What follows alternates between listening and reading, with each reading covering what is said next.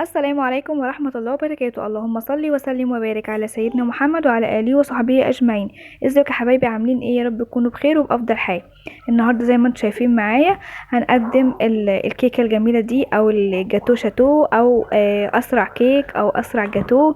شوفوا انتوا زي ما انتم شايفين معاها كده، بجد بجد جميلة جدا والشكل شيك وروعة وطعمها تحفة والصوص اللي فوق ده جميل جدا جدا جدا. يلا مع بعض نشوف المقادير ايه. انا عندي هنا في الخلاط هحط اول حاجة كوباية الا ربع بس هنخلها زي ما انتم شايفين معايا كده. هجيب مصفى او منخل المتاح عندك. هبدأ ان انا انخل الكاكاو عشان بيبقى فيه تكتلات زي ما انتم شايفين معايا بالشكل ده. بعد ما بنخل الكاكاو بالشكل ده بنزل بكوبايه ونص من السكر وحبيبات او ممكن سكر بودره. المتاح عندك استخدميه، بس عشان هو حبيبات هتبداي تضربيه كتير قوي في الخلاط. تمام. بس بعد كده عندي كوبايه ونص من الحليب. هبدا ان انا اضيفها بالشكل دوت برضو، واخلط المقادير دي كلها كويس مع بعض جدا لحد ما السكر يدوب. بعد ما السكر يدوب هضيف المفروض المقدار كوبايه ونص من الزيت، لكن انا هحط كوبايه من الزيت واحط نص كوبايه من السمنه. طب انتي ليه هتعملي كده؟ علشان الزيت هو اللي هيربط الشوكولاته بتاعتي وهو اللي هيتقلها. كل ما بتحطي زيت كل ما القوام بتاع الخليط بتاعك بيتقل، فبيبقى انتي عملتي كده صوص شوكولاته جميل جدا.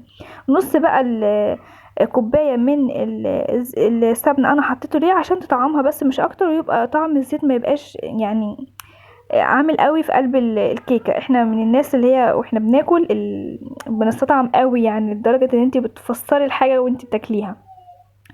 المهم دي المكونات كلها ضربتها في الخلاط. انا عندي هنا كوبايه ونص من الدقيق نخلتهم، حطيت عليها كيس من البيكنج باودر، حطيت عليها رشه من الملح، حطيت عليها 3 بيضات، معلقه من الخل، كيس من الفانيليا.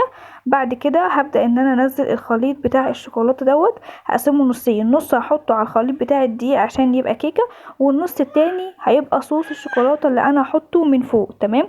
يعني الخليط اللي انا عملته من البدايه هيتقسم نصين، نص هشيله في التلاجة، ده كده صوص شوكولاته، والنص التاني هضيف عليه الدقيق والبيض والبيكنج باودر ومعلقه خل ورشه الملح.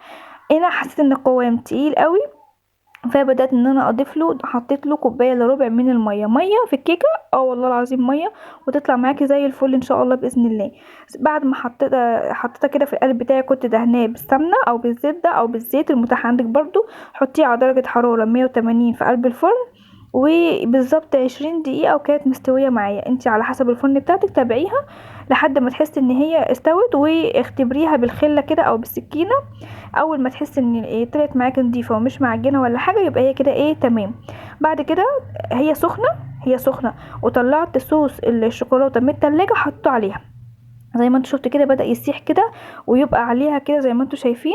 فبعد ما ظبطته كده حسيت ان انا هو سويته على قلب الكيكه، حطيت الكيكه في التلاجة لحد ما تماسكت معايا بالشوكولاته، وبدات ان انا اقطعها زي قطع الجاتوه زي ما انتوا شايفين معايا كده.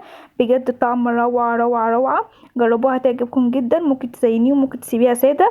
اشوفكم على خير في فيديو جديد، واتمنى لكم الستر والصحه والسعاده. متنسوش في اللايك والشير، والسلام عليكم ورحمه الله وبركاته. باي باي.